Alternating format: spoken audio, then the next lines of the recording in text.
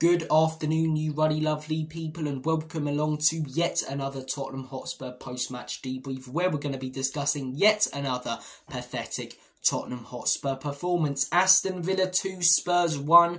That was the full-time score yesterday at Villa Park. Spurs crash out of the FA Cup. We were awful yet again. We were spineless. We were gutless. But certain fans on YouTube will have you believe that if you call it out, you're toxic. You're negative. You're part of the problem. The best one, you're gooners. You're all Arsenal fans for calling this out. You're all Arsenal fans. You're all toxic, negative Arsenal fans. You're scum for being against a manager that has us 14th in the league table and just got us knocked out of 2 cups in 4 days. You're all negative fake fans for being against a captain who shows no leadership skills, who's on a decline, players who show no passion and fight for the badge and for the club. You're all horrible, nasty, toxic people if you're against owners who have delivered nothing but shite over the last 24 years and run this club into the ground with 1 trophy. If it makes me a fake, toxic, negative fan to be against the state of my club right now and the people responsible for it, then so be it. Peace and love though, man. Look, let's talk about yesterday, because I've seen certain Spurs fans saying we corrected our mistakes from Thursday. We were better than what we were on Thursday.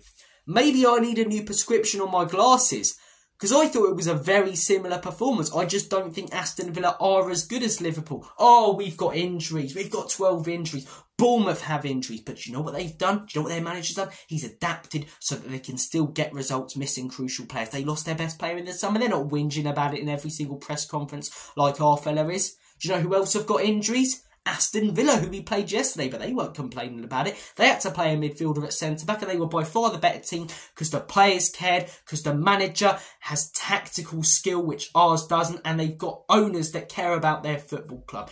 Tottenham Hotspur and Aston Villa are 2 clubs right now going in completely different directions. Aston Villa on the up, Tottenham Hotspur on the down. That's the way things are going right now, and you could see it there yesterday, man. Injuries, injuries, injuries. We lost to teams like Ipswich and Palace with injuries and put in pathetic performances. I'm trying not to swear.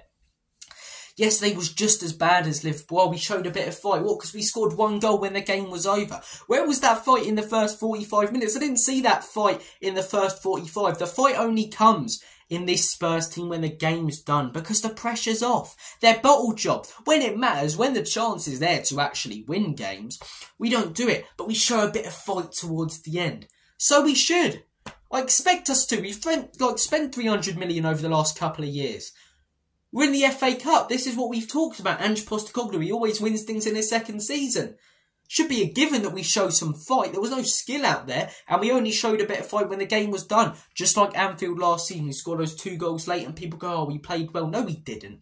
It was a pathetic performance, and we showed fight when the game was done. Brighton last season, exactly the same. Liverpool in the league, the 6-3 earlier this season. Oh, the players did quite well. You know, we played an open game, I heard people saying. What else do you want to do against Liverpool? Maybe sit deep. Have the wing-backs out wide. Huh? Oh, we did that in the cup and it didn't work. Yeah, we did it at times in the cup. Did it at times in that game at Anfield.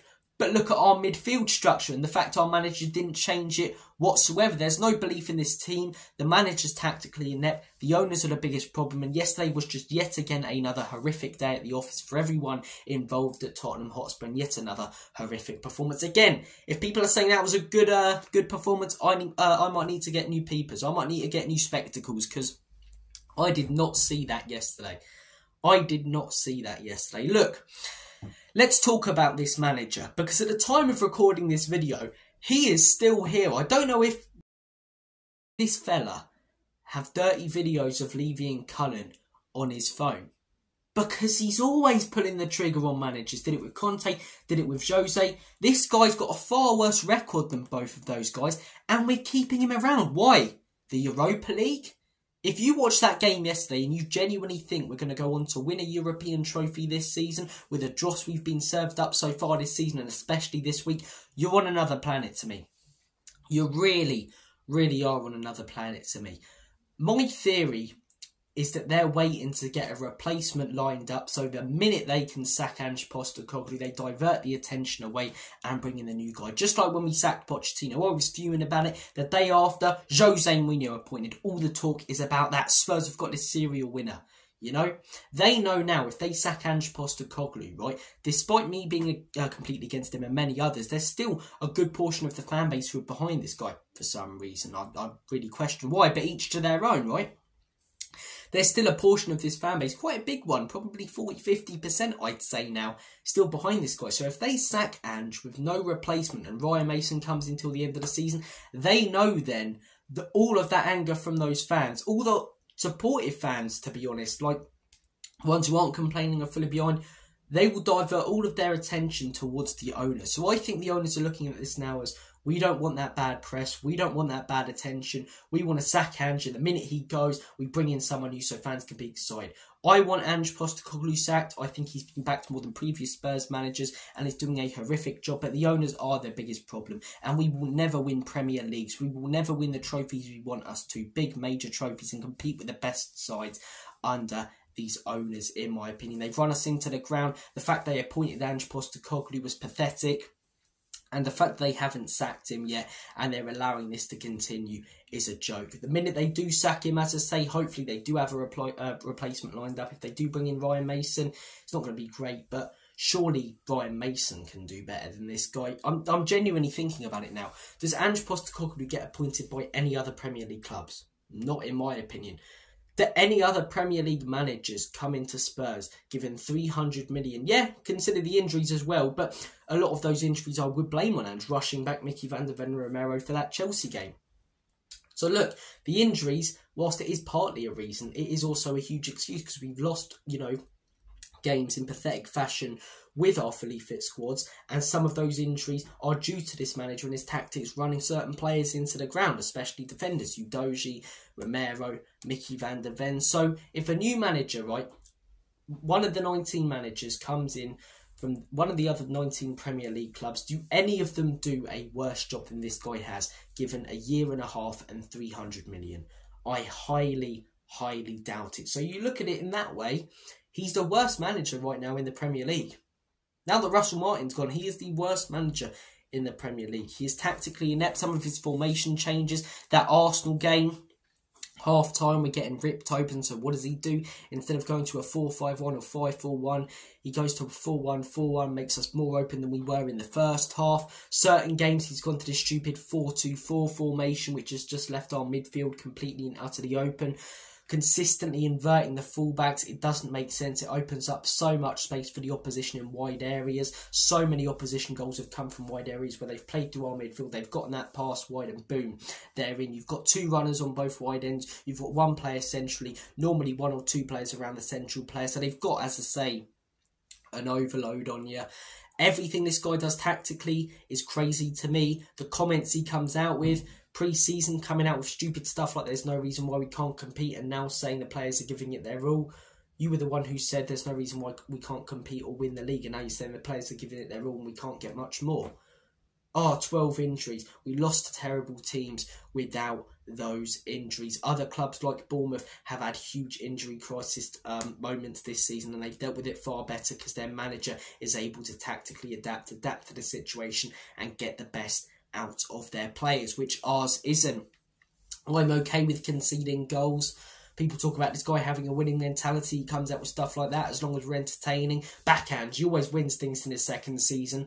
Yeah, in Scotland. You're being undermining to the Scottish League. Yeah, I am, because it's the 16th ranked league in the world.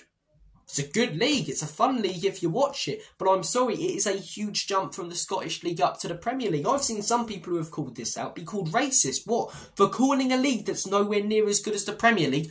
Nowhere near as good as the Premier League. I'm sorry, managing in Asia, managing in Australia and then managing in the Premier League. They're completely different things. And that's Celtic. You had the best club in the Scottish League.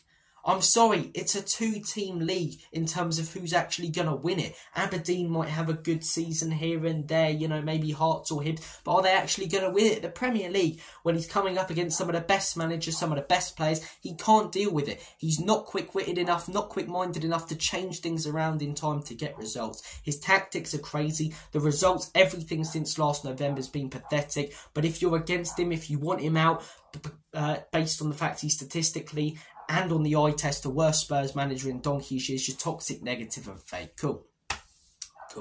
These players ain't good enough either, though. I'm watching all of them yesterday. The only ones who I could say cared, Bergvall. He wasn't fantastic. I mean, he had his hands in the air the entire time. He was constantly putting his hand up, claiming for the bloody claiming for the foul every 5 minutes. It's like, what are we doing here? Are we acknowledging your tribal chief Roman Reigns or something with the runs up in the sky every 5 minutes?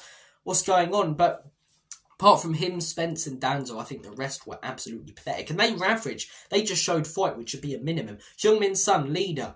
One thing that I held on to with Son, as much as he's on the decline, as much as we're only keeping hold of him because of the amount of Korean fans that he brings over, that puts more money in, and he can leave his pockets for home games, sometimes away games.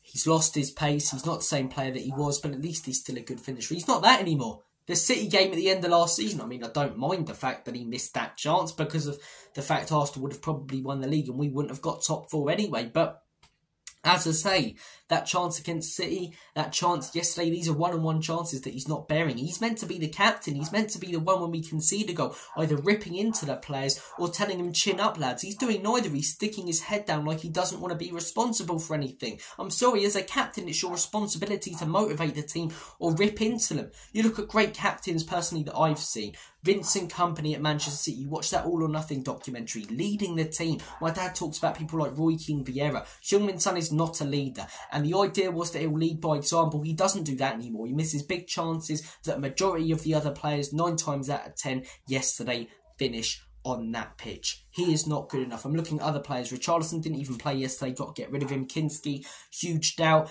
I think it's very harsh that Aston lost his place when doing nothing wrong. The club's just a shambles at the minute. The players simply aren't good enough. It's funny, isn't it? The same people who are saying, back the players, telling us to get excited when we sign these young players. Then when we're not doing as well, are telling us that Ange needs backing and he doesn't have a good squad. Well, hang on a second. You were just saying be excited about these players. They're clever signings by the club. They're players that Ange Postecoglou wants. And then when it's going tits up, you're saying they're not players Ange wants. Ange needs backing. Sorry, we can't have it both ways here. Make your mind up. Son out, Ange out, Lange out, Enoch out, Levy out.